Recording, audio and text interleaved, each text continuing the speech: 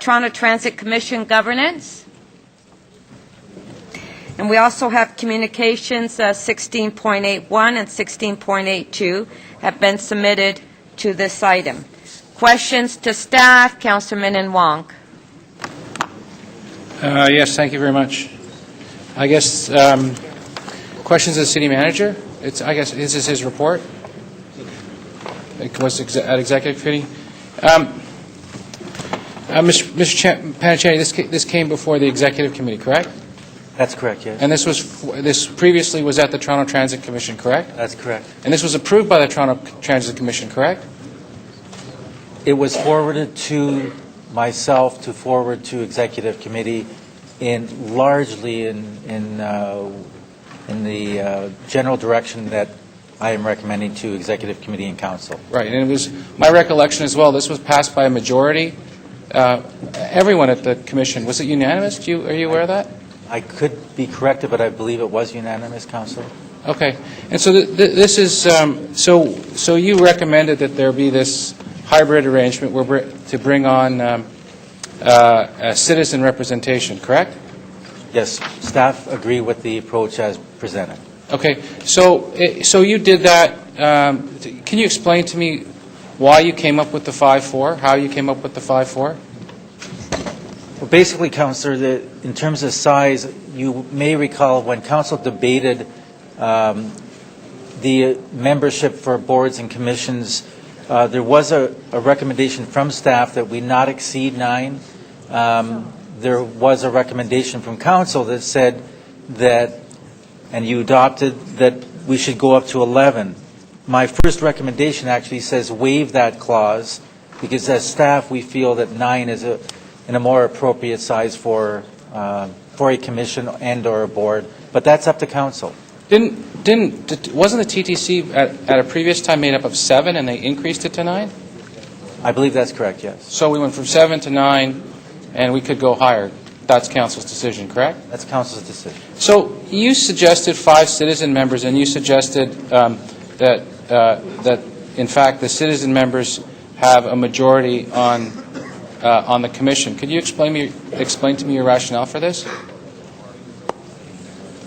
Basically, Councillor, and again, along with the TTC report itself, for the commission and for the complex nature of all the work that's happening, both capital as well as operating, and as outlined in my report in terms of the skill set that we believe is required for a commission, the size and scope of the TTC, I felt that the third-party citizen expertise coming to the table would assist not only the commission in general, but also council to get the advice and expertise that the commission needs. Would it be fair to say that you created the five citizens versus 4 elected representatives, with one of the council members being the chair, to create a checks and balances in that arrangement? You could put it that way, Councillor. I think the balance could go either way, but I feel that third-party expertise is what's needed at this time, given all the information that I received from the Commission as well as from other reports. I'll speak to the chair. I did feel that while you could go with a citizen as chair, given a transition to a citizen board now, that it might make sense for at least these 2 years remaining in this term of council to have a chair that was a councillor. So in terms of the citizen membership, we want to attract a very high quality individual. Would that be correct? Would that be fair to say? Yes.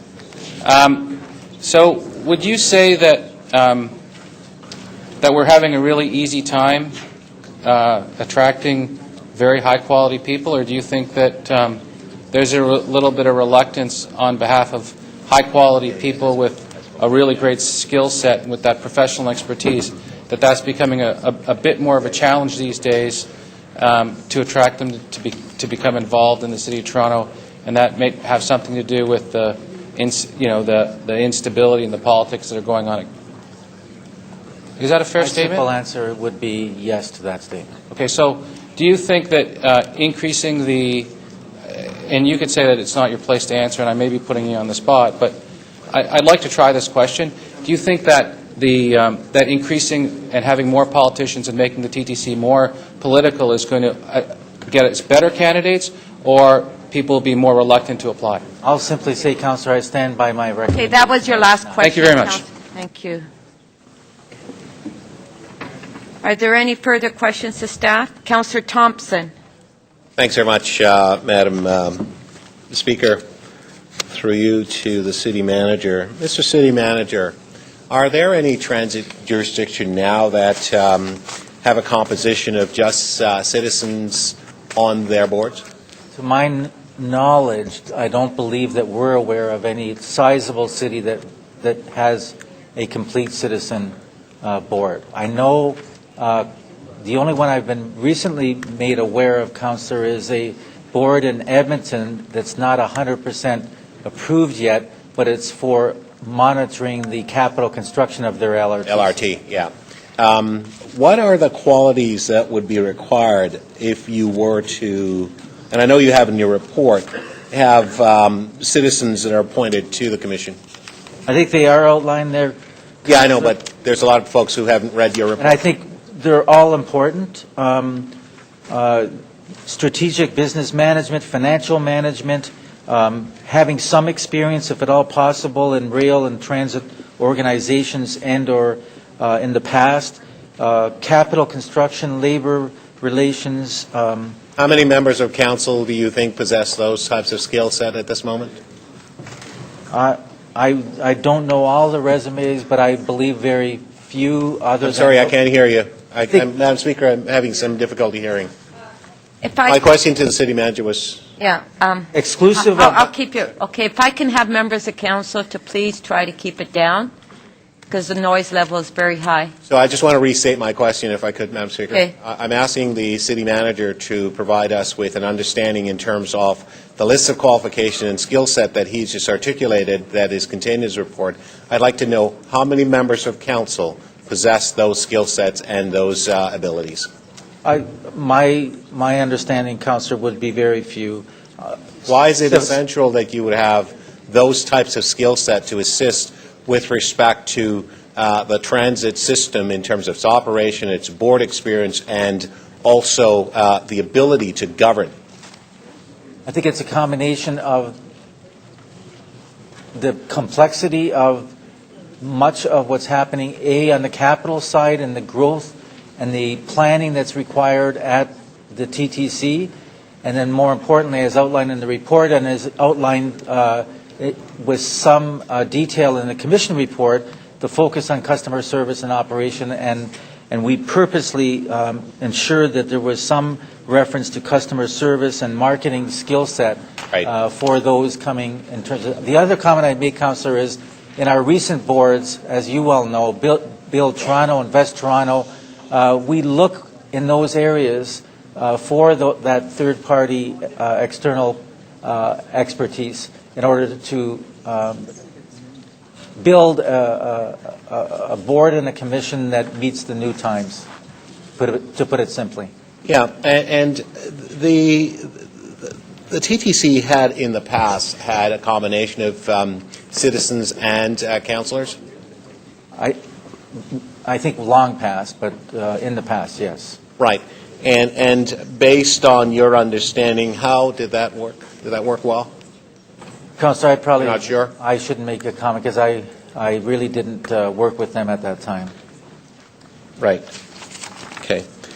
Madam Speaker, I have no further questions. Thank you. Thank you.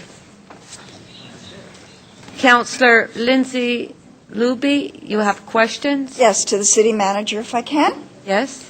So in answer or in response to Councillor Thompson's question about do you feel if any member of this council is qualified to sit on the TTC, do I assume that you've read all our bios? Through you, Madam Speaker, Councillor, I didn't say that. The councillor asked me, do I feel that many councillors have all the skill sets, and I emphasize all, the skill sets that we've outlined, and there are a number of them, and a lot of them with specific reference to TTC experience per se, procurement experience, labor relations, et cetera, et cetera. I obviously did not mean to say that many councillors who have dealt with the TTC over the years have garnered some experience. And I think what I'm simply saying is that a fresh set of eyes from citizens would assist.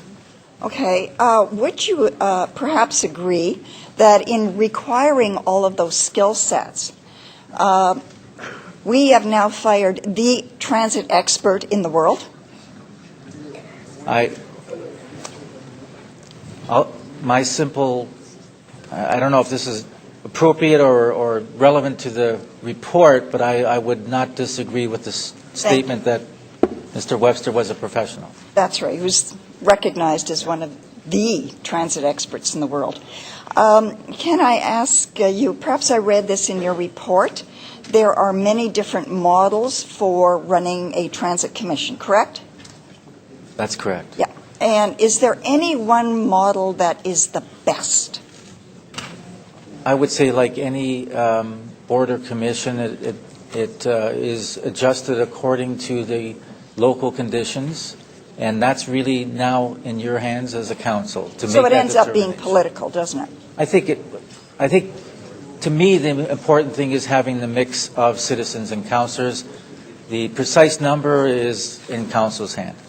And if it were all citizens again, because we've had that previously, as you may recall, what is the accountability to council, to our public, if it's all citizens? Is there an accountability?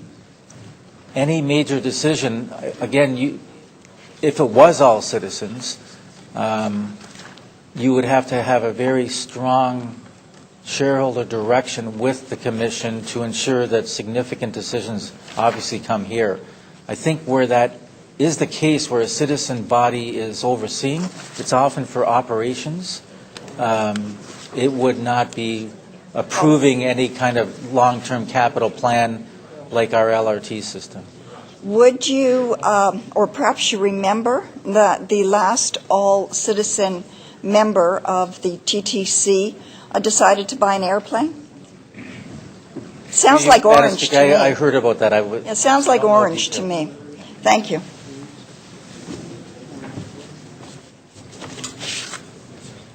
Councillor Cho, questions to staff. Thank you, Madam Speaker. I'm not too sure whether the question I'm raising was already asked, but I heard that one time TTC has a commission of all the private citizens. And when we had that system, could you tell us what's the pros and cons of having all the citizen board and why that was dismantled and back to all the politicians? Through you, Madam Speaker, Councillor, I did speak a little bit about that with Councillor Lindsay Luby. I wasn't here, so I'm not going to get into detail, but from a staff perspective, just generally, I think if you go that way in terms of all citizens, you have to have controls over the powers that commission would have. And I would highly recommend that it would be more operational, ensuring customer service, et cetera, that focus. Anything significant on the capital side and our growth in our transit system should come back to council. Quite frankly, either way, but especially if it was all citizens. So I think I read in the newspaper, heard Councillor Mike Thompson, the chair of economic development, he was recommending, I don't know whether he changed his mind, all citizen board. No, I haven't. Or maybe it's misquoted.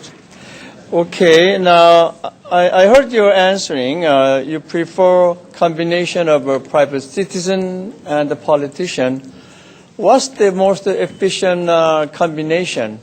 Is it more politician and less private citizen, or the other way?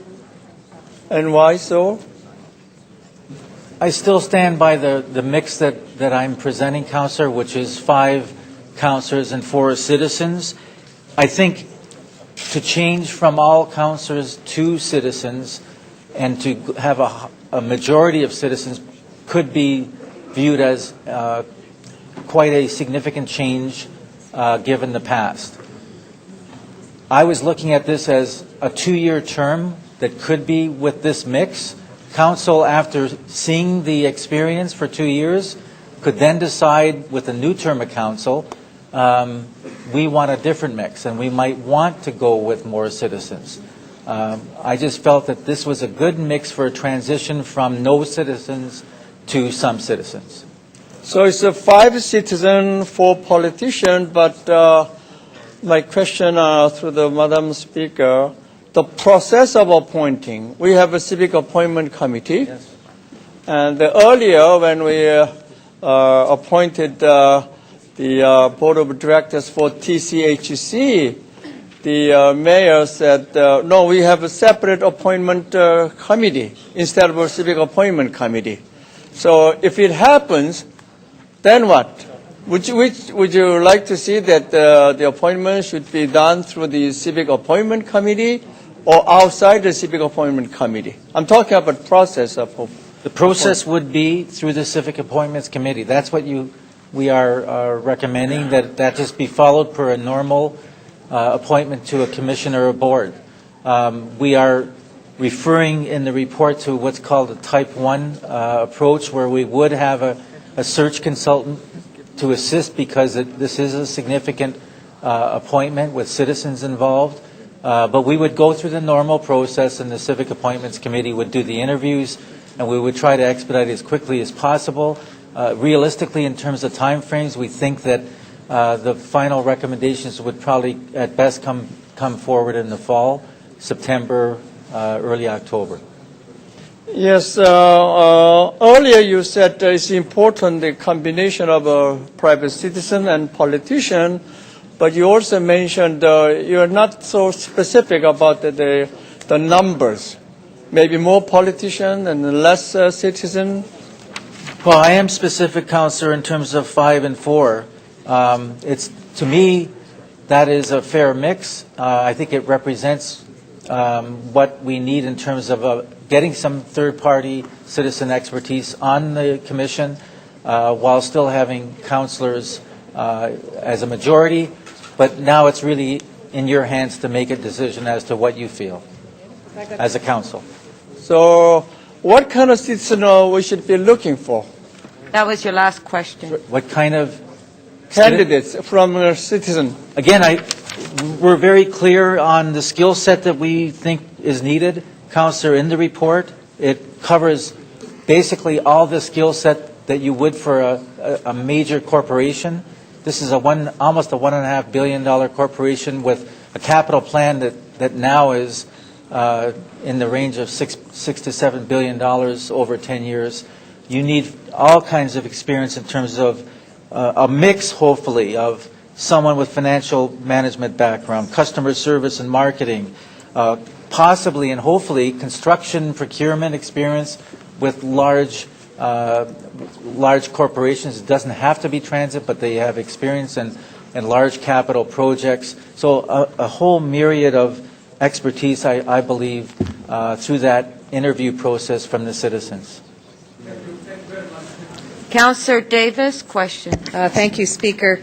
Mr. City Manager, just so I understand this report, recommendation 1 suggests that you're making these recommendations notwithstanding EX 4.7 approved by Council. 14.7 approved by Council included having 11-member boards. Is that correct? That's correct, up to Okay. 11. It also says, so in other words, we have already approved 11-member boards. Number 2,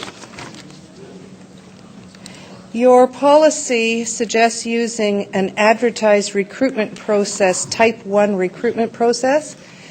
That means it includes advertising. Does it include hiring a consultant to assist with that process and so on? Yes, I would recommend that, Councillor. Now, all of the other corporations in the past went through the Corporations Nominating Committee. You're suggesting this one ought to go through the Civic Appointments Committee, correct? That's what we're saying, yes.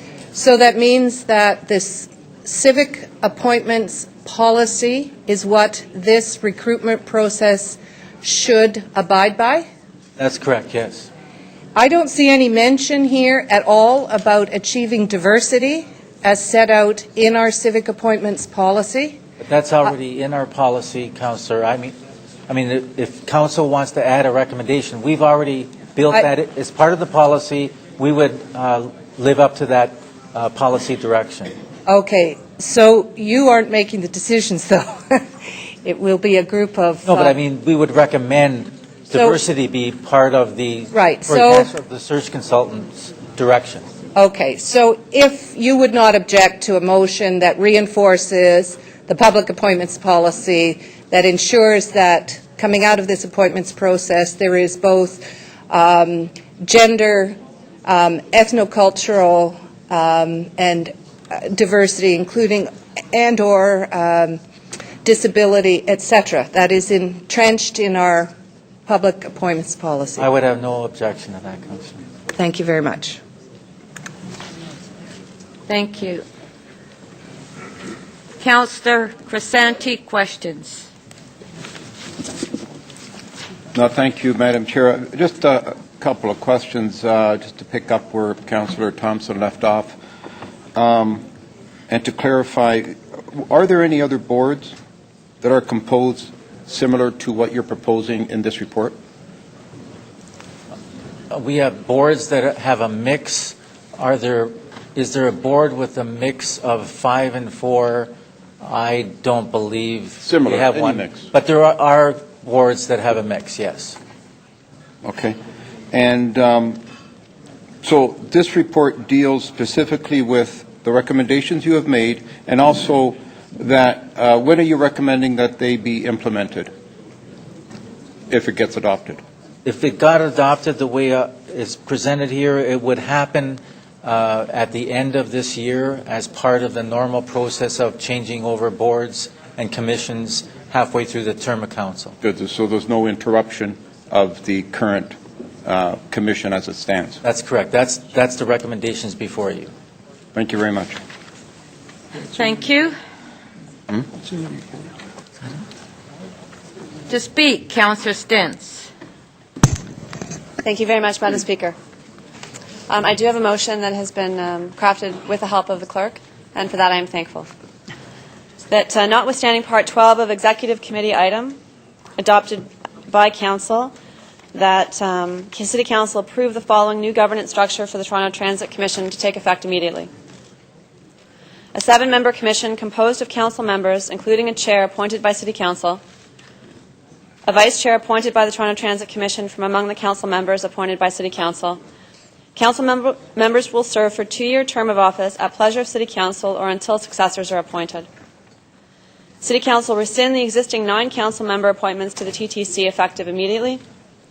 And City Council at this meeting appoint by ballot 7 council members to the TTC and a TTC chair from among the 7 council members appointed to the Toronto Transit Commission for a term of office effective immediately and until November 30th, 2014, notwithstanding Part 1C of the above, or until successors are appointed.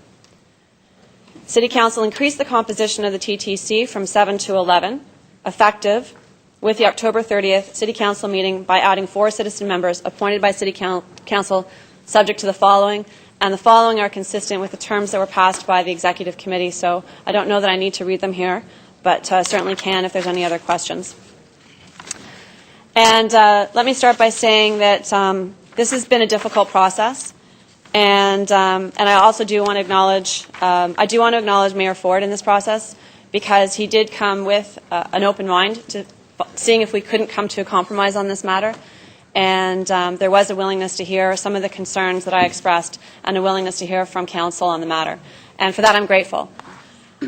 It was in conversations with colleagues that there was an outstanding and overriding concern that if we kept the current commission in its current form until June, we would continue to potentially have a disconnect between the will of Council, the TTC Commission, and the Office of the Mayor. There was also a concern by myself that as the chair of the TTC, without the majority of the Commission, we would find ourselves in situations of deadlock that would ultimately hamper our ability to move forward on our transit plan. And so it was with that in mind that I bring forward this motion today, that whereby we rescind the current Toronto Transit Commission, and by the will of Council, we appoint a new commission to move forward. Now, this is not unprecedented. What we found at TCHC, the Toronto Community Housing Corporation, when we found we had a board out of sync with potentially the Office of the Mayor and the expectations of the community, there was a move at this council to rescind that board in its entirety and put in place a new board. Now, I know that this is not usual, and I know that this has been difficult. But the intent of my motion today is to do what we did with TCHC, to acknowledge that we don't have a perfectly functioning board right now, because we don't. Our commission isn't functioning well. And the events of the last 6 weeks have been extremely disruptive to the commission, to the city, to this council, to our relationship with the province, to moving forward on a transit plan. And I think the overwhelming desire of the citizens of Toronto is to move forward with a transit plan. And it's good and healthy that we're having discussions about what that plan looks like. But as we confirm that plan and move forward with that plan, we do need to have a commission that is reflective of the will of Council. And despite my discussions with the Mayor that were very open and very honest and very willing to move forward, the reality is we couldn't continue on the same way that we've been continuing. So I would ask for Council's support to rescind the current commission and by ballot vote for new members on the commission so that we can have a commission that reflects the will of Council, that can support the transit plan, that will be in place, most importantly, for the vote coming before this Council. Because I think it goes without saying that we will have that vote on the 21st. It will be one more difficult vote. We will get through that vote. No matter what happens, we will get through that vote, and we will be able to deliver to the people of Toronto a transit plan that they can rely on. But I think we have to go into that vote, and we need to have a commission that is confident that no matter what the outcome of that vote is, that there won't be repercussions. And I think we just need to acknowledge that for what it is. And so we need to say today, as a council, let's put the commission in place. Let's make sure it stays in place. Let's make sure that we have the vote on the 21st. Let's make sure that we move forward in a unified way. Thank you. Thank you. Councillor Mihevc to speak. Thank you, Madam Speaker. I'm going to be supporting this motion for a renewal of the governance structure at the TTC. I totally agree with the chair's position. We cannot have a council and a TTC that are not working together, that are not in sync, that are not dancing in the same way to the same song. You cannot have a city council and a province of Ontario functioning in a different way either, out of sync. Transit projects need to have very strong alignments at the TTC level, at the council level, and at the funding, and in this case they're doing much more than funding level, at the Metrolinx level and at the provincial level. You have to have them working together. And obviously what we're in the middle of now is a paradigm shift. We are looking, after having worked and discussed this for the last decade, of whether light rail can be part of the fabric of our suburban communities and whether it will provide more service, better service to more people than the classic way of the 1950s and 60s and even before that, where the only way you showed the love around public transit was subways. So we've made some very, very critical decisions on February the 8th. We know what we're doing with 3 of the lines. We know what we're doing with the Scarborough RT. We know what we're doing with the Eglinton line. We know what we're doing with Finch line. We have one more decision to go, and that will be on March 21st. We have to make sure that these institutions are in sync. that they're working together. I think, too, that this cannot be about revenge. This is not a vendetta to go after folks who made a particular decision around the Chief General Manager. That is, to my mind, the lowest order or the lowest reason for doing this. Perhaps that is indicative, that to me is indicative of a commission that really isn't functioning well together. And that's a second reason why I think we need to change the commission. We need to put forward a commission that basically reflects the will of council, but also that can work together to avoid other kinds of dramatic staff changes or other kinds of dramatic changes in policy direction. We have an opportunity to overcome that turmoil, to line things up. I support the motion to go to 4 citizen reps. I do not support any motion to go to 100% citizen reps. One of the things that we need to keep in mind is, guess what? We're citizens. All of us around this table are citizens. We came to this job because we represent 50, 60, 70, 80,000 people. That's a competence. That's a competence that we bring to the table, that we represent folks in our communities. Yes, we, from time to time, certainly from my experience on the TTC, sometimes it would have been good to have someone with some expertise in customer service or someone with some expertise around land use and transportation planning or engineering to bring those skill sets to the table. However, we have to be part of that mix. And in my view, especially in this moment, we need to have the dominant view as elected representatives. Remembering, of course, that we are citizens.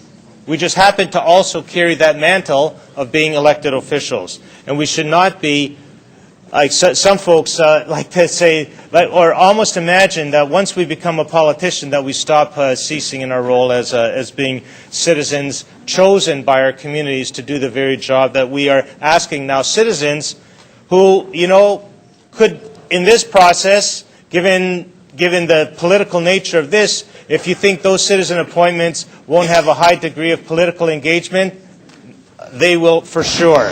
So this is a good way to make sure that the political engagement is actually broader and more transparent and more accountable. Could I have another 2 minutes, Madam Speaker? Okay. Thank you. Recorded vote. This is for an extension. Thank you.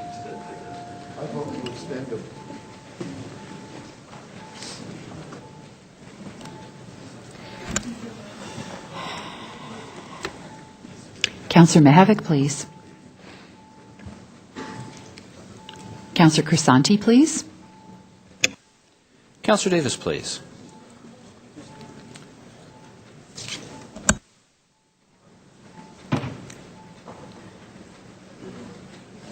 The motion to extend the Speaker's time carries unanimously, 29 in favor.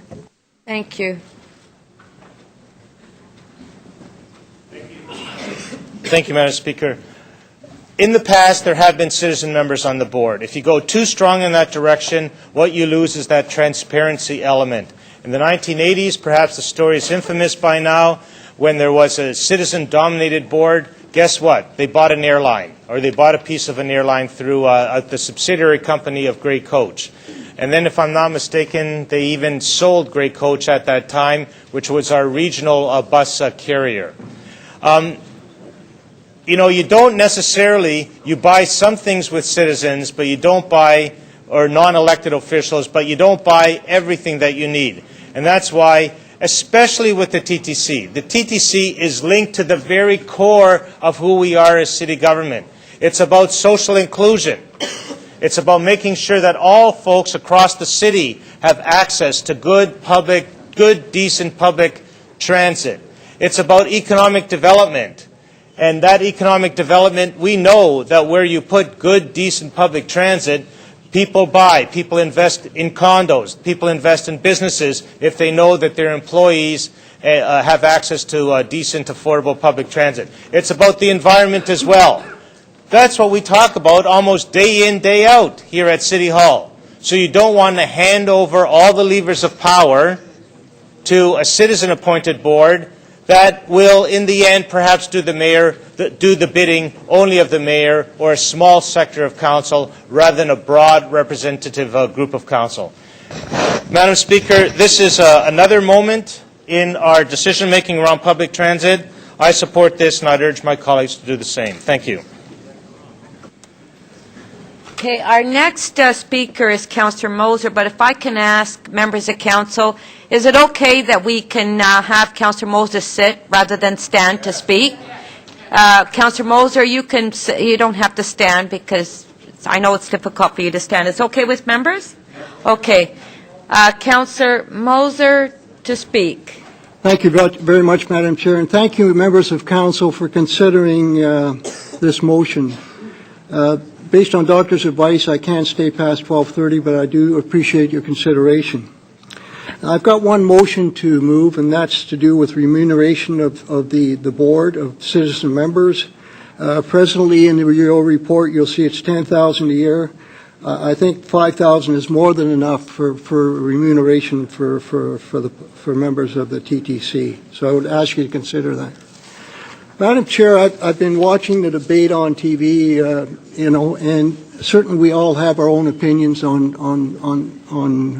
the way we want to go forward. What I would urge council to do, and I want to make it for the 21st for the whole debate, and I'm hoping that'll be the case. We've got to get on with this. The message the province is sending to us: make up your mind of where we're going to go with this. Council has made a decision on two components of this. Now we've still got one more vote to go. And I'm torn with, as many of you are, I'm torn as to how to go with this, and still listening to debates about the way forward here. But please, let's get on with it. The province is funding all of this. And I think they've been very patient with us. But on 21st, we've got to get on with this. We've got to make a decision and say, one way or another, we do what's best for the residents of Scarborough and that community. So I still haven't made up my mind. I want to read all of the motion from Councillor Stinch. I haven't done that. And again, I want to say thank you very much for considering this as a first item, and I very much appreciate it. Thank you very much. Thank you, Councillor Moser. Councillor Thompson to speak. Thank you very much, Speaker. I have a motion. First part of the motion is that executive committee recommendations be deleted and adopt the following instead. 1, notwithstanding recommendation 12 in report EX 4.7 adopted by Council at its meeting on April 13, 2011, City Council approve a new governance structure for the Transit Commission as followed. And may I add that this is the Councillor Vaughan motion that I've just read the additional members. A 9-member board composed of 9 citizens, a chair appointed by City Council on the recommendation of the Civics Appointment Committee, and a citizen member appointed by the Toronto Transit Commission as a vice chair.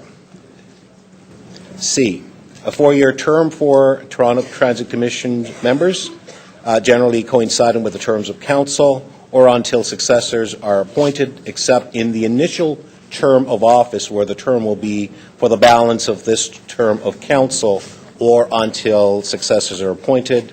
And D, maximum service on the Toronto Transit Commission of 2 consecutive 4-year term to a limit of 8 years, or until successors are appointed, except for maximum service for initial members of 1.5 consecutive terms of council to a limit of 6 years until successors are appointed.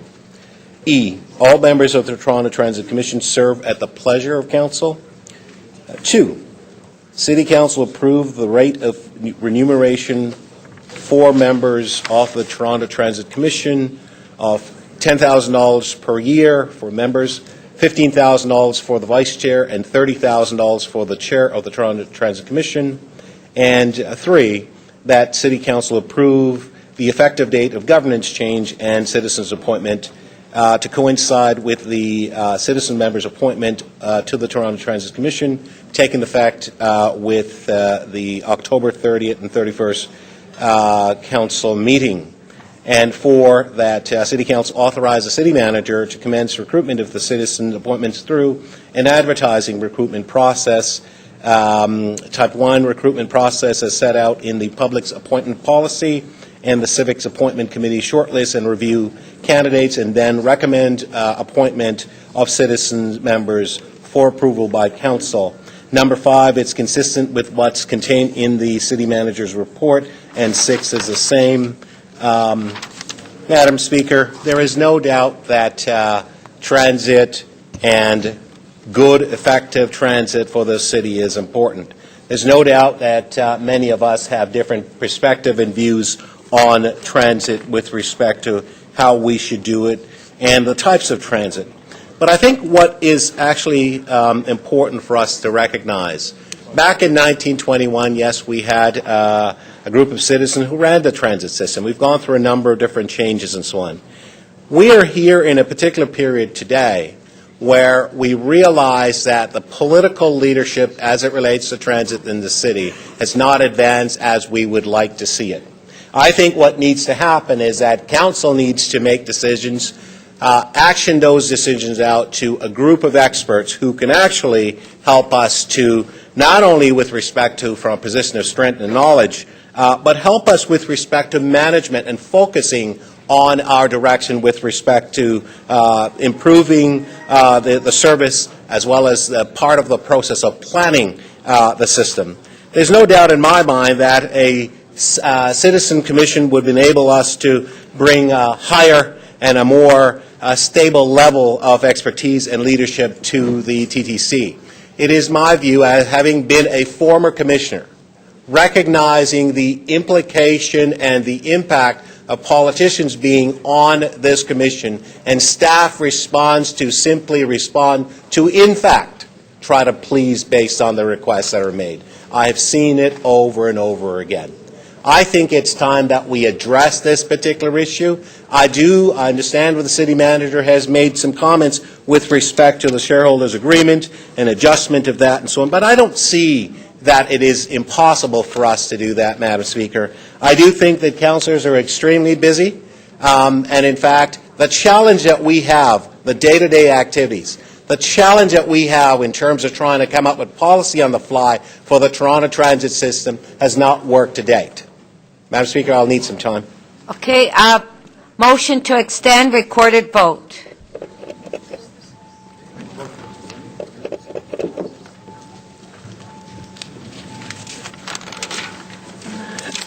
Here you go.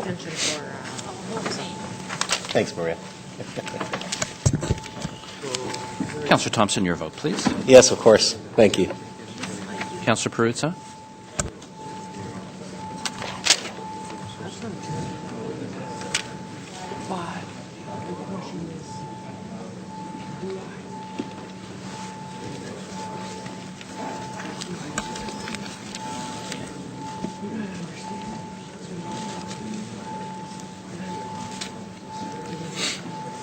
Councillor Layton, please. Really? Is he ready to move on? Is that Councillor Stinson-Matlow, if you're in the chamber, may we have your vote, please? Hey, I forgot about that.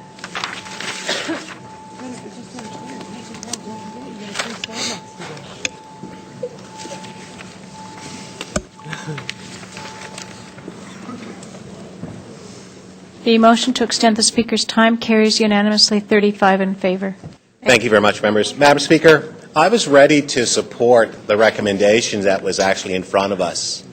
Part of what has happened over the last number of days, we've heard the trading and the efforts that's been made. We've seen and heard that positions have changed immensely. And so we continue to play political football with respect to transit in the City of Toronto. And who's doing that? Well, the citizens are recognizing it's politicians. part of the essence of why I brought this forward, Madam Speaker, is to change the game. This is a game changer, no doubt. And whether or not we want to be honest or not, we can recognize that politicians have fumbled transit in this city. We have not been able to bring the professional expertise that's needed, the vision. We tend to squabble. This is something that the residents of Toronto cannot continue to wait for. We need, as a council, to do policy directive and to get others with great expertise to actually do the work. I believe that an independent commission would be able to guide the TTC to deliver infrastructure and service that meets the needs for Toronto. We continue to operate in a medieval way in terms of how we view transit, in my view. I think as a world-class city, Council needs to set direction, set policies, and allow those directions and policy to be carried out by experts who can actually advance our transit need and our vision. We continue to squabble, we continue to fight. That's not going to change with respect to the structure. I do believe that we need to get behind this. Thank you. Thank you. We have questions for you. Thank you. Councillor Fletcher. Sorry, Speaker, I do have some questions of staff about that motion. Is that possible? No, we're right now, we've gone through staff's question. Right now, we're on the agenda where we're following speakers and questions to the previous speaker. So I should take my name off? Yes, I would suggest that. Thank you, Councillor Fletcher. Can I? Councillor Cho. Oh, okay. Councillor Fletcher, question to the speaker. Sorry, Speaker. I thought that I could ask staff a question, but I guess I will ask the councillor a question, the mover of the motion, as to whether or not the city has any other agencies, boards, or commissions that operate solely with citizens. Councillor, I'm not aware of that at the moment, but I think perhaps it's something that we should be considering more. So all of our, you're not aware? I'm sorry? You're not aware if there Madam are... Speaker, I thought I've responded I'm sorry, there's a lot going on behind... Councillor Fletcher, Councillor Thompson did respond. I couldn't hear. Okay. So there's a lot of conversation that's taking place. And the staff have responded to that question earlier, but one of the members asked that question. Well, I'm actually asking it of the councillor. No, I understand. And I'm willing to answer. thank you. The other notion around, I noticed that there is a notion that some councillors have, and I'm wondering if sometimes citizens have them when they get onto boards, that they actually have an operational role on the board. Would that concern you at all? Does that notion concern you, that it's an operational role? Councillor, I think that this council has the ability to certainly direct how its boards should operate. And we have seen elsewhere, for example, when you look at Edmonton, I did ask that question, what they've done is, while it's not the entire system, it is a partial component with respect to the LRT. What they've done, they've set guidance and direction and given citizens the ability to action out what the direction of council is. What I'm simply saying is this council needs to take the transit portfolio and seize it and make decisions and to ask those who are experts in the varying fields, as we've outlined in the report, to action that out in order to advance the development in the future of transit development in this city. We're failing that now as a result of our involvement. That's my view. I have heard some councillors opine that city councillors shouldn't run the system and shouldn't be trusted with running the system.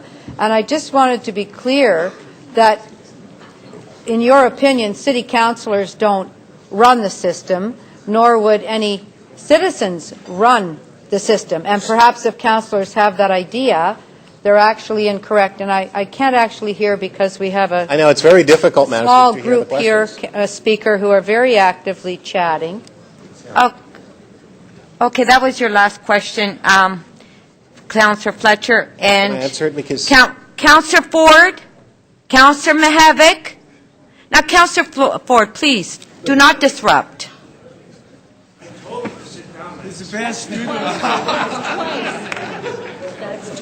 Madam Speaker. Okay, Councillor Thompson, if you want to. Councillor Thompson. Yes, Madam Speaker, and thank you very much for the question, Councillor Fletcher. Having been a member of the Commission, I realize that sometimes the line are... Well, Councillor Fletcher, it's also Councillor Mihevik. Okay, so I've told both of them.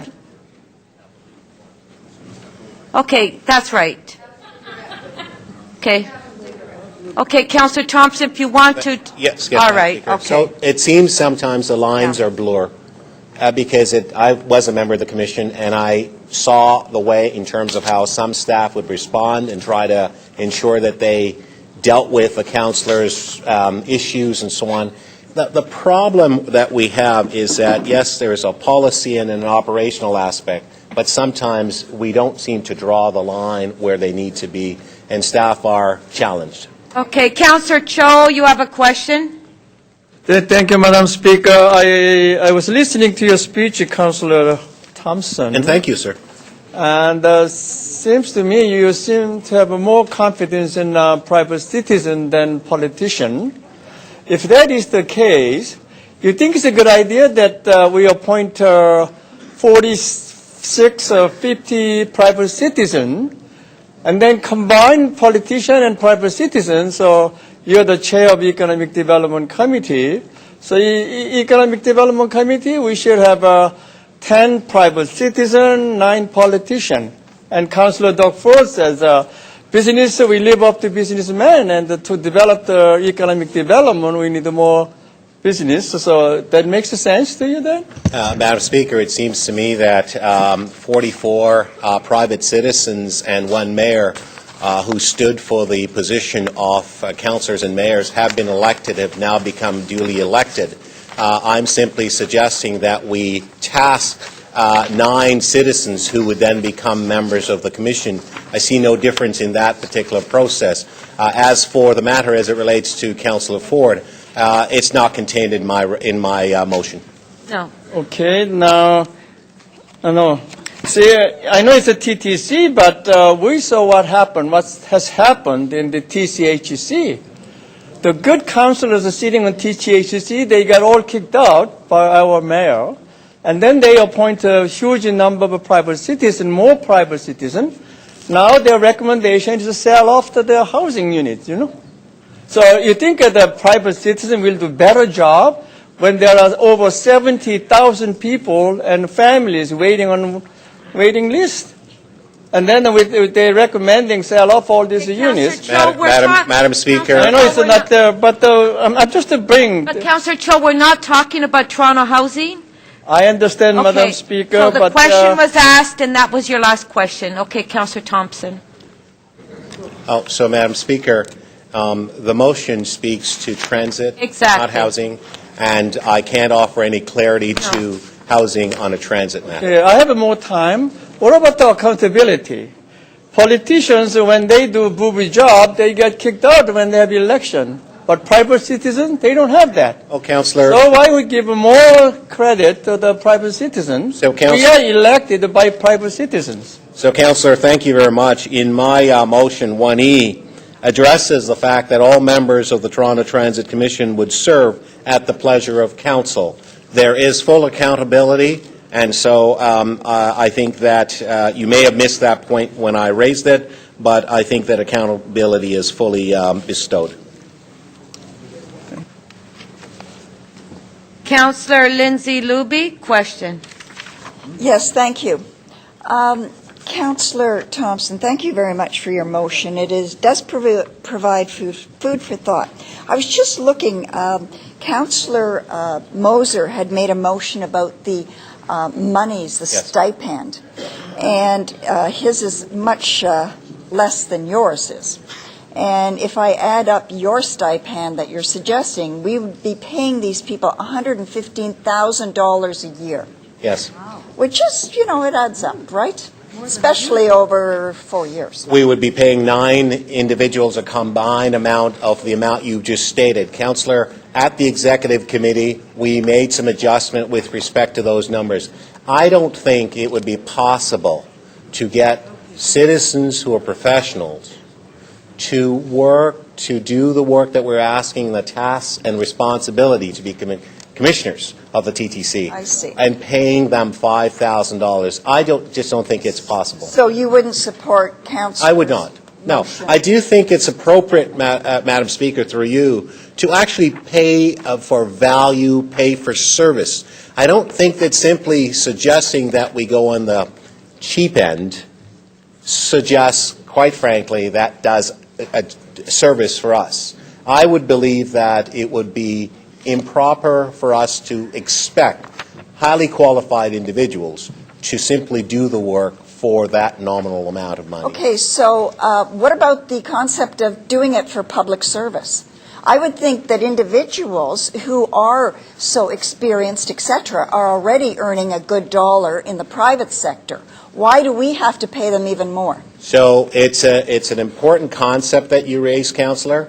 We actually have provisions now within our own policies that allows those who are participating in any of our boards to offer not to accept the remuneration that's being offered or to convey that remuneration to a third party or charity and so on. I do think it's important to recognize that intrinsically value and service and professionalism has a cost to it.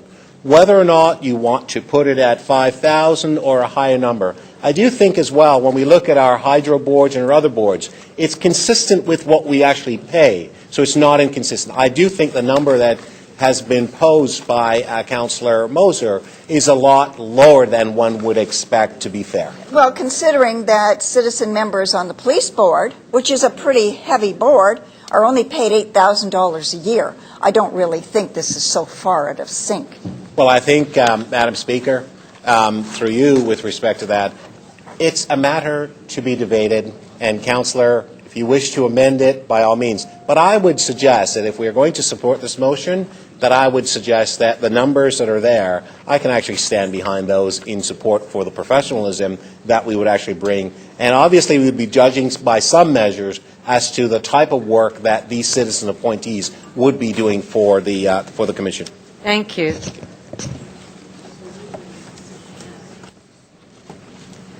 Councillor McConnell, question? Thank you, Madam Speaker. Thank you, Councillor Thompson. I wondered whether or not you'd looked at other Canadian experience with regards to commissions that were entirely without political representatives from council. So, Councillor, as we've heard, not only because the city manager responded to that, we have not observed and seen any in its entirety. We have seen some partial elements of it. Yes. I know that in chatting with some folks in Vancouver, they've had some discussions around that. But I think what is actually important is that there are no other jurisdictions that has the significant sort of transit infrastructure and the magnitude of what we actually have. And so the challenges that we continue to have is such that we continue to be making, in my view, the same mistakes over and over and over again. In 1921, we had a 3-member commission of citizens, and we've gone through a whole process and so on. And I dare say that maybe it's time to go back to basics, and this is part of the impetus of this. Okay. So I was actually going to ask you about the Vancouver model because the Vancouver model is an amalgamation of all of the different jurisdictions because Vancouver is not amalgamated, so it's a separate standalone. Right. But my recollection is that it has a large number of citizen members and a large number of members of council, representatives of different councils. Isn't that right? It is my understanding of a variation. The in-depth aspect of it, I'm not sure, but having had some discussions with members from Vancouver, and I'm told that to be the case, I think it's important, Councillor, if I could, it's that it seems to me that the landscape, it continues to change with respect to the composition of the members on the commission. And we can't get it right whether or not it's X number of politicians, Y number of citizens, and so on. Additionally, we continue to have a challenge, a real challenge that the public continues to bring to our attention about the lack of vision for transit in the city. And so it seems to me council should be focusing on policy directive, how to advance the opportunity and putting into place an environment where the plans can be actioned out by the true professionals. It is my perspective that that would actually put us in better stead as we continue to have sort of the political bickering and imagination around what's best, is it A or is it B, and how do you do that, and the confusion around that. I apologize if I've taken too long. It's okay. Thank you. That's it. Thank you. I'm sorry. Councillor Vaughn. Councillor Vaughn. So let me understand. It's your position that these boards would be better served if they were depoliticized by putting only political appointments on them. Is that roughly it?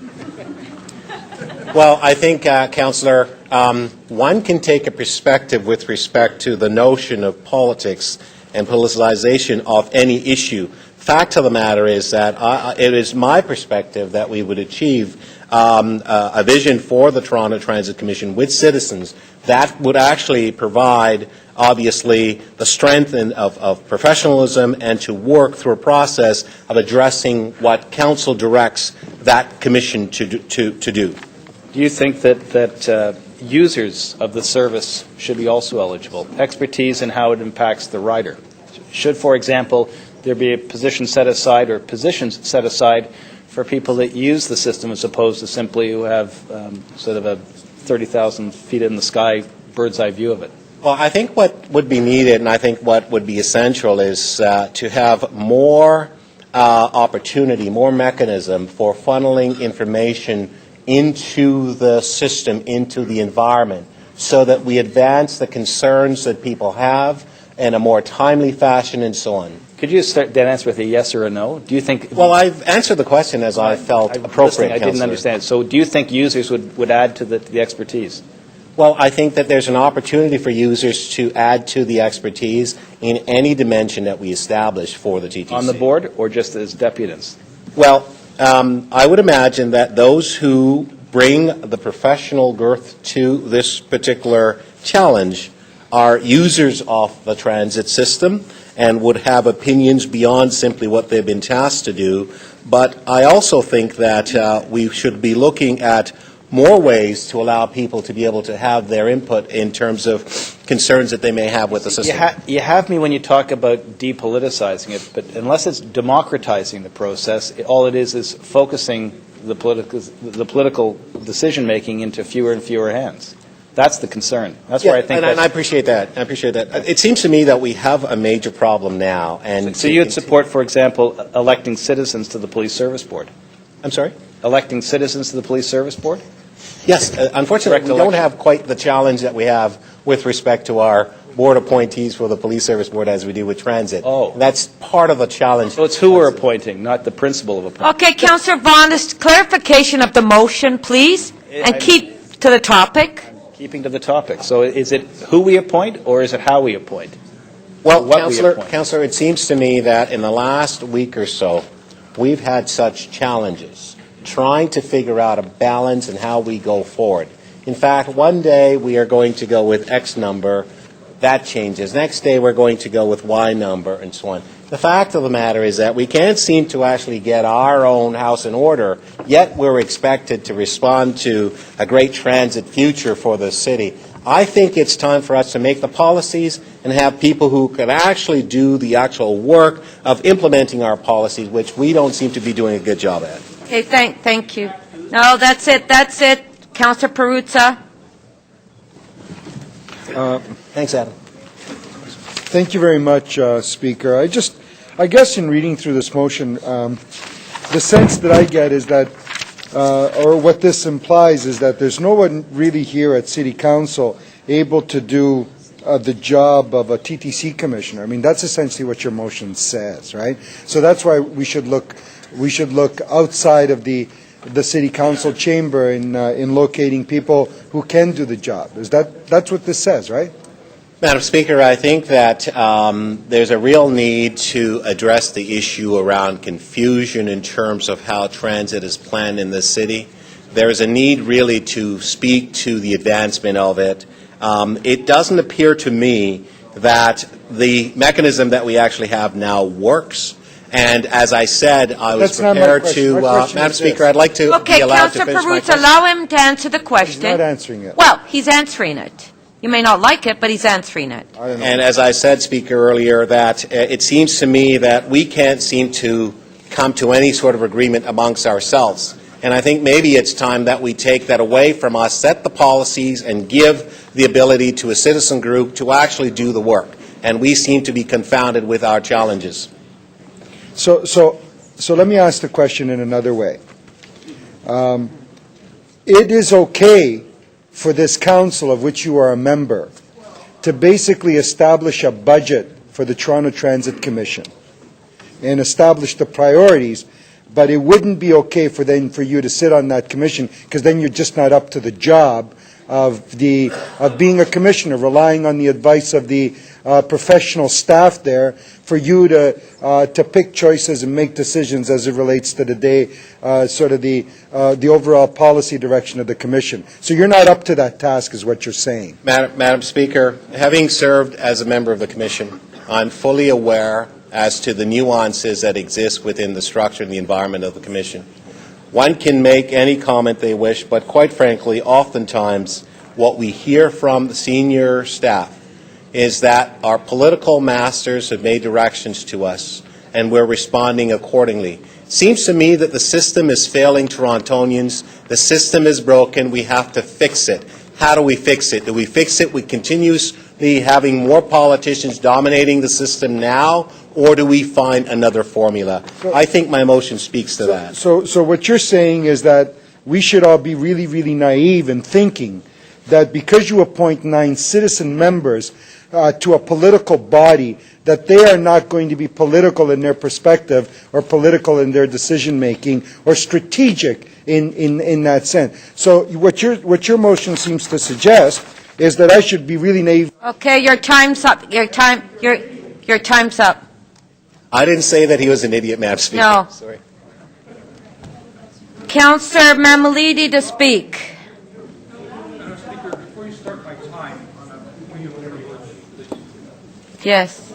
I'm having a hard time understanding this, and again, I point to the bylaws. In Councillor Stintz's motion, Part 2 of that motion says, City Council rescind the existing 9 members of Council. Do we not need 2/3 to do that, Council? Seeing that we've already appointed a particular... No, Councillor Mamalidi, you don't. No. Can I ask why, and what part of the bylaw would refer to this particular item, if we can read out that bylaw?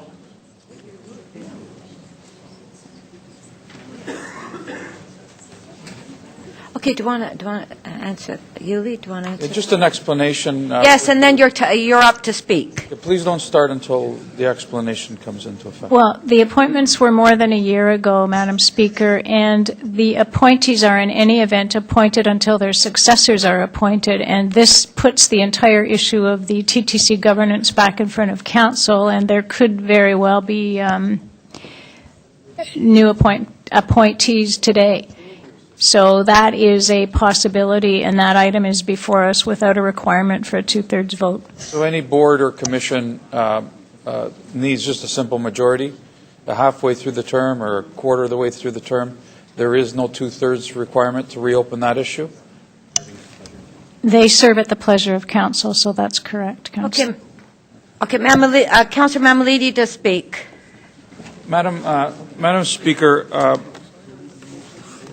I don't think you're going to see me supporting any compromise that seems to be coming forward with any of this. I'm really uncomfortable with how the TTC has managed itself over the last 15 years or so. uncomfortable with the leadership at the board, at the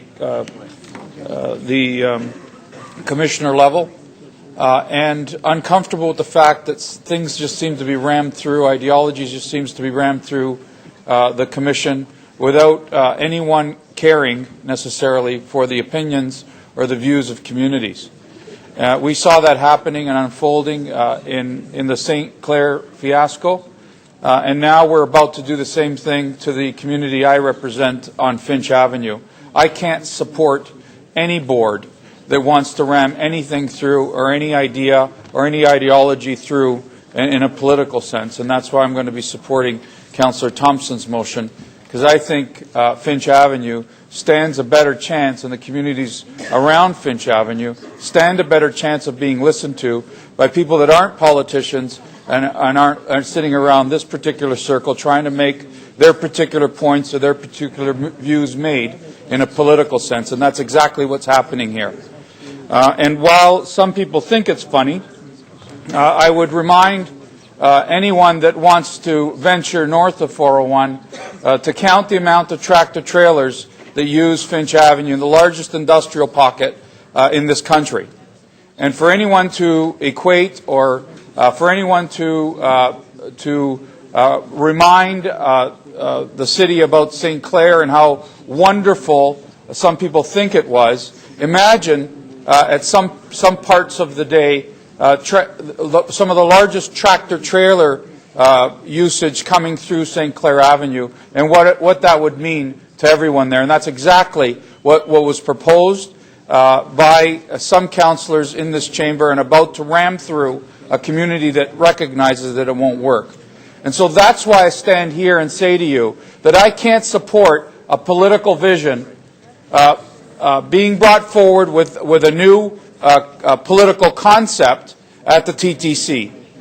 We did the right thing the other day. The TTC Commission did the right thing the other day and revisiting its management, and I hope they go further. The other day, somebody asked me in a scrum from the media, what's the difference between 2008, Councillor, and now? What happened in between 2008 and now? Because I've made some comments with respect to LRTs along Finch Avenue, went to some of the meetings in the north end of the city, and agreed at the time that we should be looking at some kind of public transportation corridor along there. So what happened? What happened was, during those consultation, during that consultation period, in those meetings, the then Transit City guaranteed that it would come back to the local community, redesign what they offered, and did two things. One, redesigned it so it accommodates the tractor-trailer use along Finch Avenue, and two, would work with the local community to design it the way they felt it needed to be redesigned. None of that happened. It's 2012, and there hasn't been one knock on the door in York West, in Emery Village, to talk about design. What's happened is the politicians have taken over here at City Hall, and they're designing and they're telling us what's best and you know, Councillor Perks thinks this is funny. Yet another downtown councillor trying to tell the suburbs what's best for them with public transportation. Take your views and leave them where you live. Don't bring them up to the suburbs. We don't want your views in the suburbs. We want to know what's best for us, and we want the input, and we want consultation. That's what we're asking for. And we're not going to lie low on this. Anybody thinks that Finch Avenue and what's being proposed there is going to be rammed through that particular community without a fight, you're absolutely wrong about that. We will do everything in our power to fight that particular vision. We want a subway, and that's the second part of the equation. In 2008, there was no indication whatsoever that Finch Avenue could have had a subway. There is now with the new administration. And what else is new? The election. The election took place, and public transportation was one of the major components of that particular election, and everybody in this city motion for an extension, recorded vote. Councillor Perruzza. Sit down. You know, you are an idiot. You know that? Councillor You are an Mamalini. idiot. Councillor Mamalidi, please, can you apologize? We're voting for, okay, Councillor Perks, please, we're in the middle of a vote for an extension. Change your vote.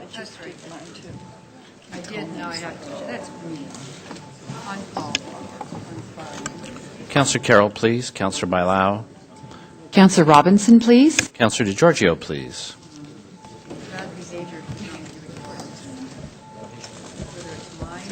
If he misspoke, I don't want mine. Misspoke, he should apologize. Councillor Bailao, please. I'm going to.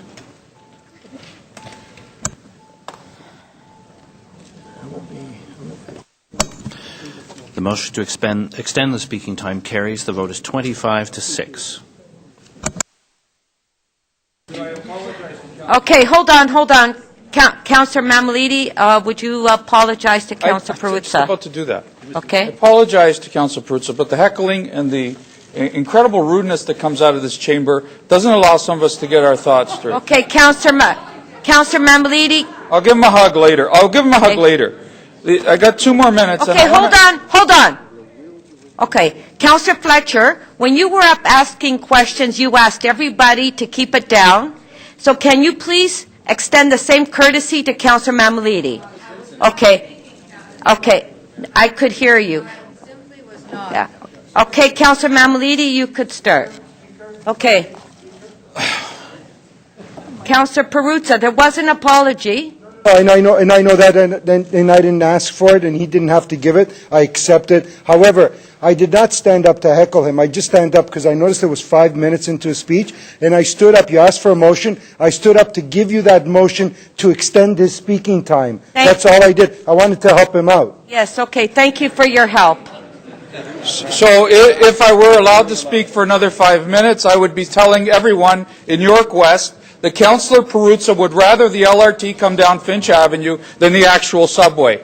If I were given the extra 5 minutes, I'd say that any particular communities along that Finch corridor should stand up and revolt with respect to what's happening here. And any commission that's brought forward today had better listen to communities instead of ramming things down people's throats. And I'd say to Councillor Peruzza, who seems to be the only councillor on Finch Avenue that's advocating for LRTs, to change his mind and support subways and fight for your community for the subways that they want, Councillor Peruzza. If I had the 5 minutes, I'd say to you, stop advocating LRTs when there's an option for subways. And I'd say to you, advocate for that $1 billion to go to a corridor that is ready to build a subway tomorrow, and put on the agenda a subway for Finch Avenue.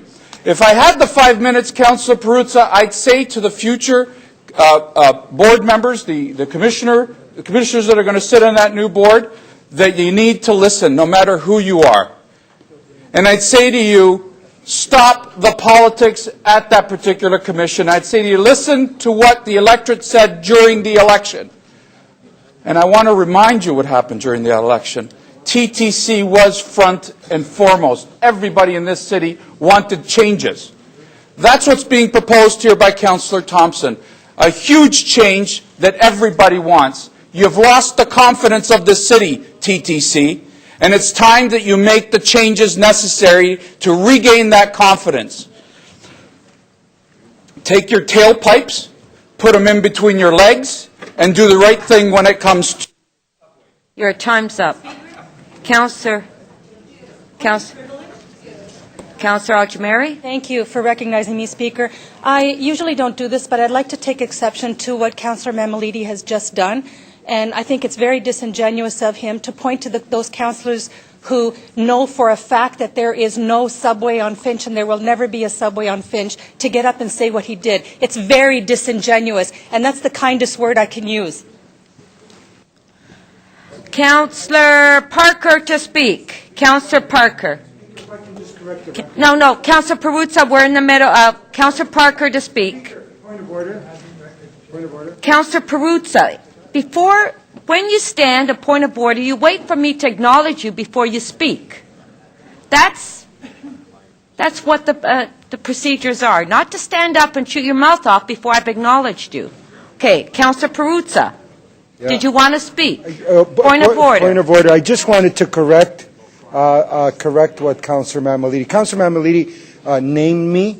He suggested that I do not support a subway on Finch.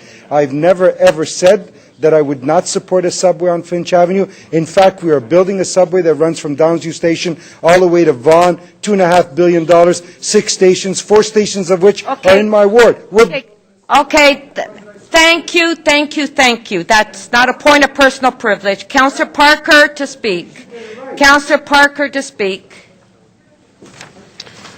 With reluctance, I rise in support of the motion brought by Councillor Stintz.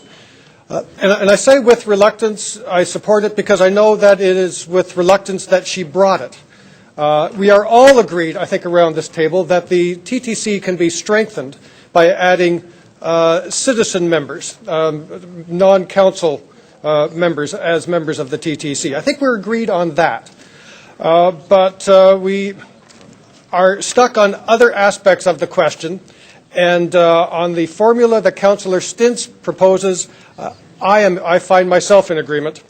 And under the circumstances we find ourselves, I also support her suggestion as to the timetable for moving ahead with the new structure. And I may have more to say about that later if there's time. But most importantly, I think it's critical that we understand the motive behind the motion that's being brought this morning. There's been a lot of speculation. There's been a lot of commentary in this chamber, in the press, and elsewhere as to what the reason is behind the motion that's being brought this morning. Most of those explanations are dead wrong. Most of those explanations are uninformed, and they're the product of pure speculation. I know what the motive is of the motion today. It's twofold. Number one, it is to strengthen the composition of the Commission, and number two, to bring stability to the Commission and to a very difficult issue that we are all grappling with right now, and we know that. Others may have other speculation as to what lies at the bottom of this, but I can tell you that those are the two factors that are core to the motion that is before us today. It's been suggested that the TTC has become a political football. Well, frankly, I reject that suggestion. I don't think it has become a political football. But it is an exceedingly important commission of the city. It is an exceedingly important agency of the committee. And we are dealing with very, very difficult issues. And we find ourselves divided on some of the most important of those issues. It's no one's fault. Everyone comes to their point of view with a pure heart and with a clear conscience, believing what they are arguing for. But what we have come across is a point of disconnection between the will of council and the actions of the Commission. And what this situation calls for is a reset button. And that is really what we are here to do, is to press the reset button and to give ourselves an opportunity to take a breath and create a Commission that reflects the will of council, so that we can move on and get on with the work of the council and the work of the TTC and the work of the future of our city. We are facing a difficult question today. We know we are facing a difficult question on the 21st of this month. But it's important that after we deal with those two difficult questions on those two difficult dates, that we put those difficulties behind us and get on with the future. What we can't cope with and what we can't tolerate is another 3 months of waiting for the next shoe to drop. That is the problem. And that is why we all wanted, and give the mayor credit. He worked hard, and his staff worked hard, and Councillor Stintz worked hard, and those working with Councillor Stintz worked hard to do this another way, to find another approach and another timeline.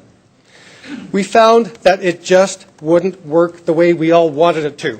So Councillor Stintz has taken the brave move of bringing the question forward and putting it on the floor so that we can deal with the part of it today that we need to, so that when we deal with the issue on the 21st on that date, that we can then put the whole matter behind us and move forward in a constructive and productive frame of mind without further distraction of the kinds that we've seen recently. Now, disbanding the commission and appointing a new commission is not without precedent, as Councillor Stintz pointed out. We did that with the TCHC.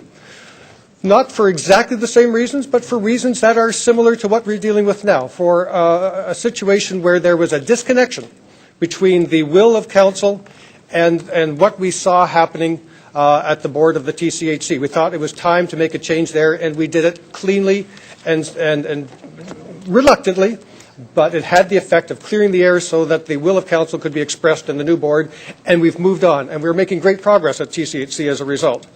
So I say no to the motion brought by my friend Councillor Thompson. Can I have another couple of minutes, please?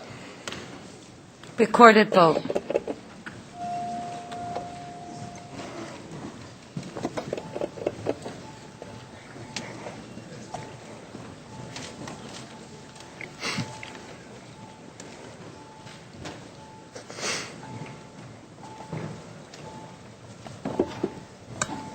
Councillor Perks, please.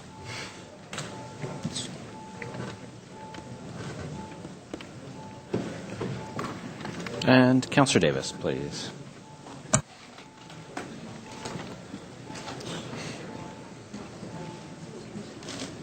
The motion to extend the councillor's speaking time carries unanimously, 36 in favour. Well, I see Mark Grimes isn't here. Thank you all. I support the addition of non-council members to the commission because I think we can bring strength and perspective by the addition of some outside expertise.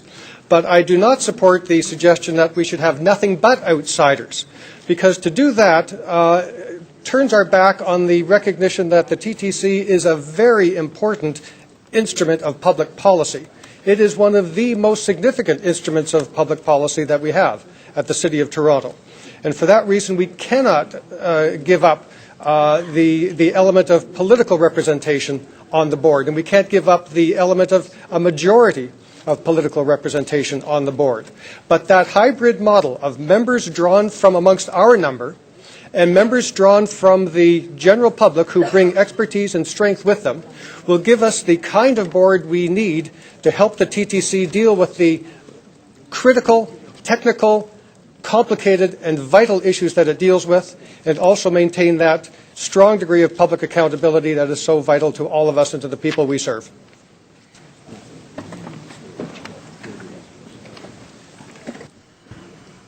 Councillor Fletcher to speak. Oh, sorry, I didn't have my name on there. I know, I'm just taking it off right now.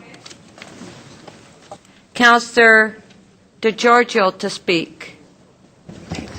Thank you, Madam Speaker. I will just make a couple of brief comments and save the remainder of my comments for the meeting coming up on the 21st. Madam Speaker, these issues can be framed any which way people choose to frame them. But in my view, we're looking at running an operation that is supposed to run like a private corporation, and yet we do some subsidization of the corporation. And at the end of the day, yeah, it's a public corporation, but it's supposed to be run like a private corporation primarily.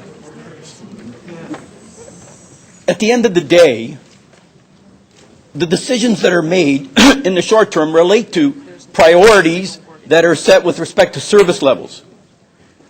And any priority that says we've got to get rid of this line or reduce this line or reduce that line, invariably, politicians come running in. And you cannot make decisions of that nature. The only decisions that the TTC can really make is how do we spend more money? And so if we confine ourselves to only how do we spend more money, then the question becomes how do we allocate the money that's made available? And that's really what this is about. It is primarily an allocation of funds issue. And then secondly, it's a financing issue in the context of if I had to provide every employee in this corporation with life insurance after they retire, the question is, would I buy them term insurance or would I buy them permanent insurance today? That's the financing issue that's before us in terms of the kind of transit system you want to leave in place 40, 50 years from now. And that's a debate that we'll have on the 21st, so I won't go into much more detail on that. Other than to say that the You know, if you can imagine for a moment that we have an LRT that is at capacity, and you have to make a decision of, what do I do now? How do I increase or improve transit where you've got an LRT operating at capacity? Now, do you get rid of the LRT and say, you know what, I'm going to build a subway? Because now I have enough volume to build a subway. Reality is you wouldn't do that. You would build a subway if you had to, but you'd keep the LRT in place. That's an issue that somebody has to determine. Now, the incremental cost of building the subway at that point in time, I mean, I won't be around, but maybe some of you will. If you then looked at the incremental cost of building the subway at that point in time, that would be astronomical. And so at the end of the day, what you're really talking about is what kind of a transit system will be around 40, 50, 60, 70 years down the road. And if you don't start building some subways, forget about the cost. Forget about the financing for a moment. If you don't start building some of those today, you won't build them in the future. Because if an investment needs to be made, the cheapest time to make it is today. That's the cheapest time to make it. Madam Chair, as I say, when it comes to the governance model that will be better at establishing priorities than the number of people that served on the commission last year, it'll be interesting to see how much more effective, whatever model we come up with, how much better they will be at making those tough decisions when funds are short. It'll be interesting. Thank you. Thank you. Deputy Mayor Holliday to speak.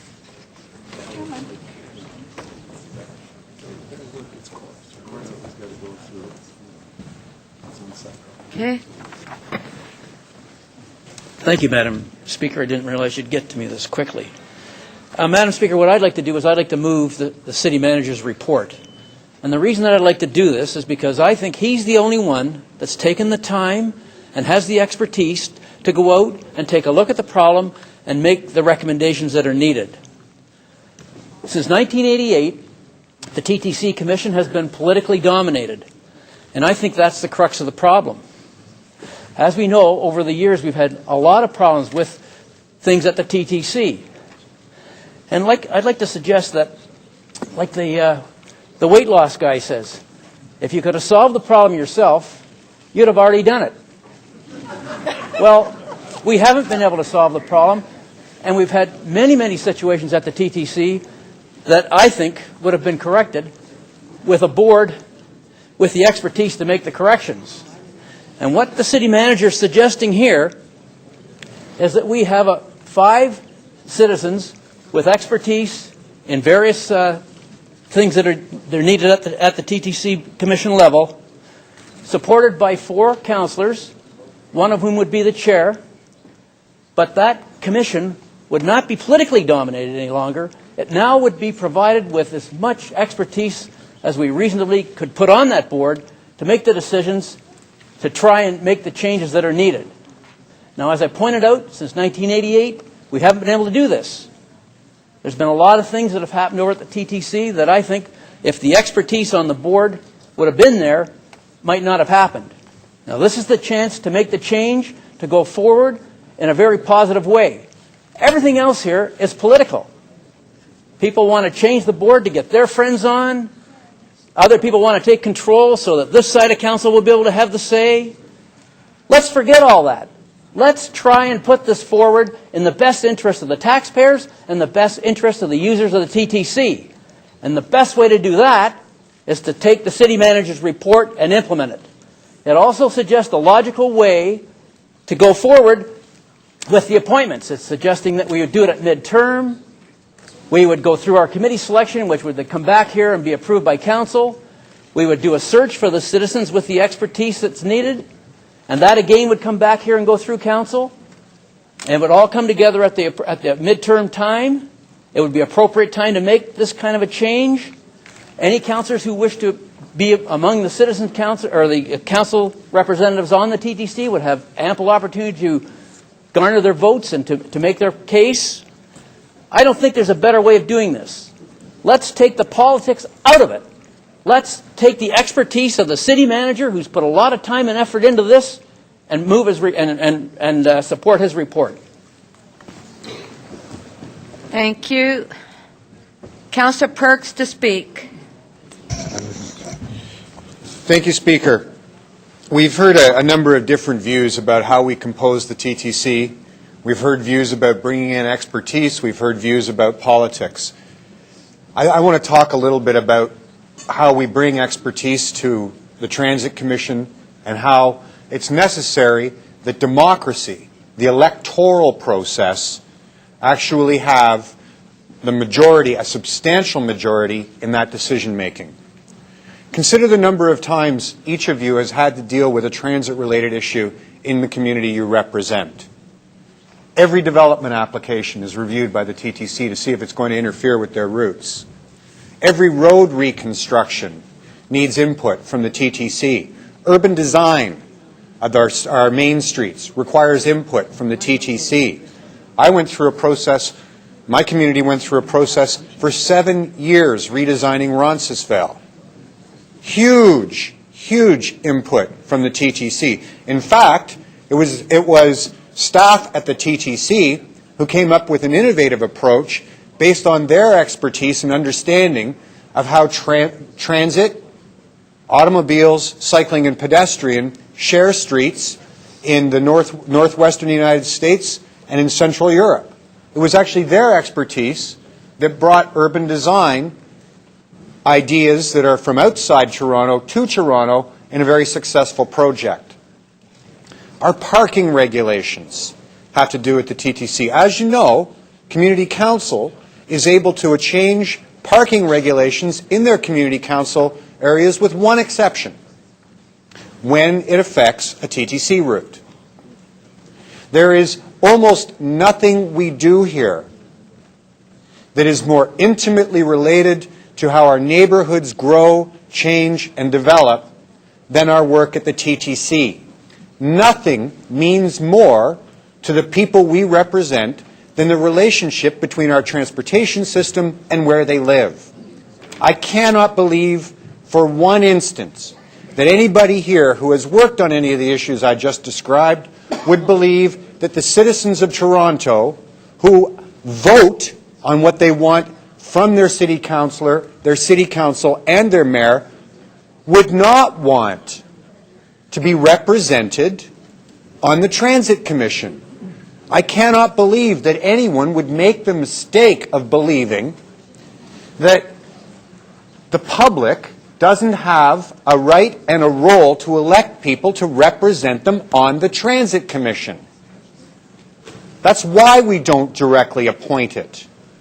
Appointed bodies do not carry either the same accountability back to their communities or the same experience of negotiating different interests within the communities we represent. And it's that sense of how to negotiate all the different interests that is what we are elected to do, to help our neighborhoods pull together all the different interests within the neighborhoods to come out with the right result. That's why you need a majority of elected officials on the Transit Commission.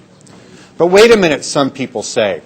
What about the requirement that we have professional expertise? Well, it's very simple. If you want professional expertise in your Transit Commission, you know what you do? You hire a chief general manager and you take his advice. It's as simple as that. If you want professional expertise on how to run a transit system, you hire transit professionals, you pay them to give them the best advice you can. And it's precisely because our commission lost sight of that very important principle. We need a public service who are highly skilled, deeply professional, and accountable to us, and willing to tell us the truth that we're having this debate here today. If you believe, and many here have said it, we require professional leadership at the TTC, it's necessary for us to now revisit the City Council composition on the Transit Commission. And I can't say it any more politely than that.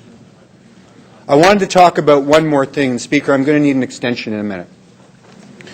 There's been a lot of conversation about what the future of public transit in the City of Toronto ought to be. I'll tell you, Speaker, I need an extension. Recorded vote.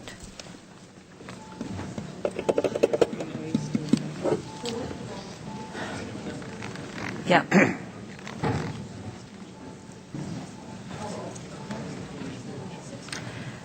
So we're just voting on the extension, and then we will recess. Oh, so we am I need to speak to when I come back, or do I do my 2 minutes now? No, we're going to give you the 2 minutes, but we're going to Okay, go thank over you. the time. Councillor Layton, please. That's her. Councillor Fragadakis, are you voting, please? Councillor Fragadakis, please, you have to be in your seat.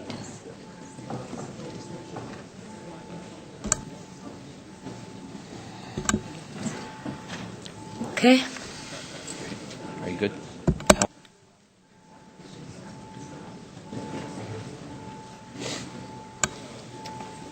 The motion to extend the speaking time carries unanimously, 37 in favor. Thank you very much. It is nice to have Councillor Grimes off for the after morning. The City of Toronto's transit system has been described thus. We have one of the greatest transit systems you can imagine for 1970. We built a wonderful transit system for the city we had 40 years ago. But our city has changed. Our settlement patterns have changed, our employment patterns have changed, and it's time for us, finally, to build a transit system that represents the kind of urban planning we had over the last 40 years. If you look at how 40 of the 45 largest cities in North America have dealt with precisely this problem, you know what they have done? They have expanded a light rail system out into their inner and outer suburbs, connecting to the main heavy rail systems, either commuter rail or underground. They've recognized that the real difference between heavy rail, subway, and light rail is the power supply. With heavy rail, subway, you have the power supply on the ground. With light rail, you have it up above. What this means is you can build light rail on the surface when it makes sense or underground when it doesn't, but subway you can only ever build underground or elevated above the street. You can't put it at grade because you will kill people with the power supply. So dealing with the different urban form that we have now, as the overwhelming majority of North American cities has done, has shown that you need a new approach to public transit expansion. And it's to put a commission in place that understands that will finally connect Malvern to the downtown, up to Jane Finch, that will make it possible for us to expand out into York Region and Peel Region and Durham. Your time's up. Motion to adjourn. Thank you.